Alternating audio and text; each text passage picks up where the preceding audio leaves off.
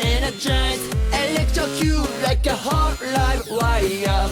I love the way cause I live will hypnotize, an attitude that gets not. Hello everyone, and welcome to Fragrances with Lex Ellis. Now, this is my first video on a new series of videos I am planning to start on my YouTube channel, and it is designed to coincide with my blog. I will put a link to the blog in the description below, so if you look you'll be able to find it.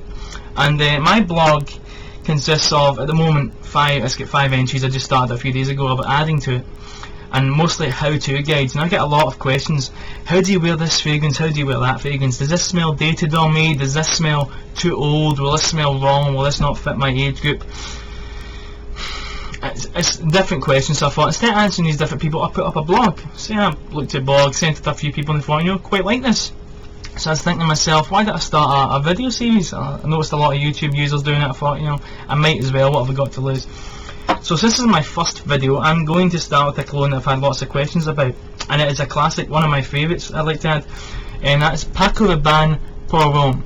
Now, this is the Eau de Toilette version, 100ml, and this is not a new scent. This came out all the way back in 1973, so it's been around a while. It's a bit of a veteran in the fragrance game, and it gets a lot of love, to be fair, but also gets a lot of hate, and I think this fragrance is quite misunderstood, but we'll get to that later. First I want to direct you to the bottle. As you can look, it's quite a retro bottle, right? Some people consider it boring. I quite like it. It's got a bit of a charm to it. It just looks like the 70s. You get the silver, the black, it looks like something like a Clockwork Orange. That's what I thought when I seen this. I thought it looks just like one of the buildings, like the building the writer gets beat up. That's what I thought. It just looks the same style. Basic bottle, big enough, does the job. I quite like it. It sits easy. There's some fragrances I'm always panicking putting them down in case it falls or something, but this is quite a good bottle, quite robust. Now I'm going to show you the sprayer. Now, one thing I like to add is I've noticed with this sprayer, it's a bit like, it's not as difficult as Angel for Men. I'm not going to start on that, but it has to be hit perfectly straight. If you hit it at an angle, it doesn't seem to push very well, so you need to hit it right in the top. And I'm going to give it a wee spray here. The sprayer's really good, I'll show you. You see, that's quite a thick spray, quite a lot of it's applied. Now, I'd like to warn you, this is not a weak fragrance, this is strong. This was a powerhouse back in the day, back in the 70s. Now, it's been reformulated, it's not really as strong as it was, but it's still strong. I said this is like a warrior. Over the years he's had his weapons and his shield and his armour taken off him, but he's still a warrior. That's exactly what Paco is. And I think it smells, it's very, very fresh. I don't think it's as heavy. Like when people think of old fragrances like Aramis, for example, very woody, very leathery, very heavy. It's like really, it's like a mist. It can be a bit, can give you a bit of a headache sometimes. I like Aramis, but at the first application I'm like, oh god, it's like, this is like pure alcohol. And your first application, very, very strong. Actually, first I tried it stung in the nostrils, and I always think that term is Ron Burgundy in Anchorman, is the Brian Fontana scene. He goes, oh, it stings the nostrils. I was like, yeah, that's the first thing I think of when I think of this.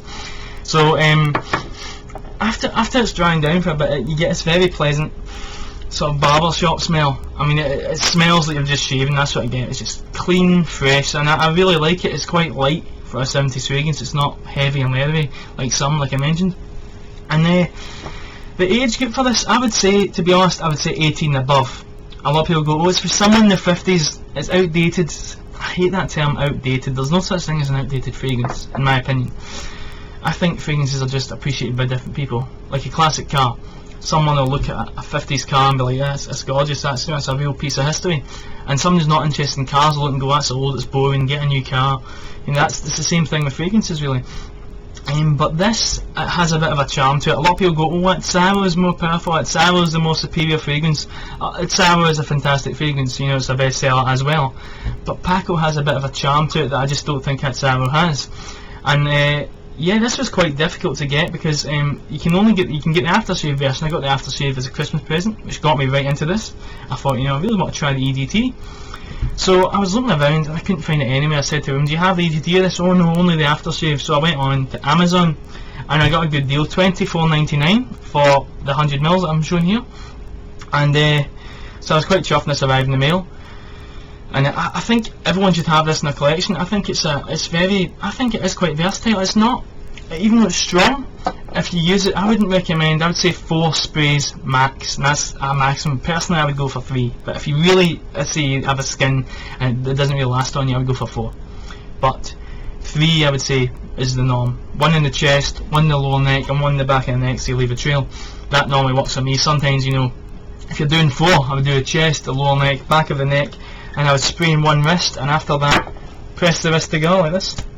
And that means you've got it right there, so it's on your pulse points. It will last for a while, and I think it's quite unoffensive. I've not had anyone go, "Oh, that's horrible." I've actually had a few compliments with this when applied right, because it's after the dry down, it smells gorgeous, but at first you're like, it's a bit strong.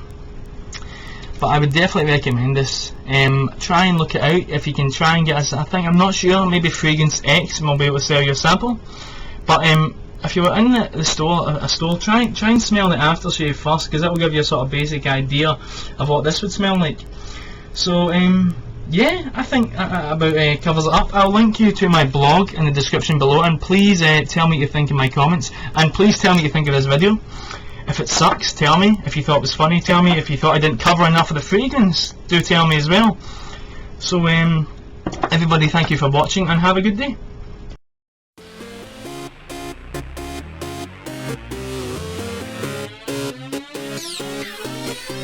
It took a spark and my heart was energized. Electrocute like a hot live wire.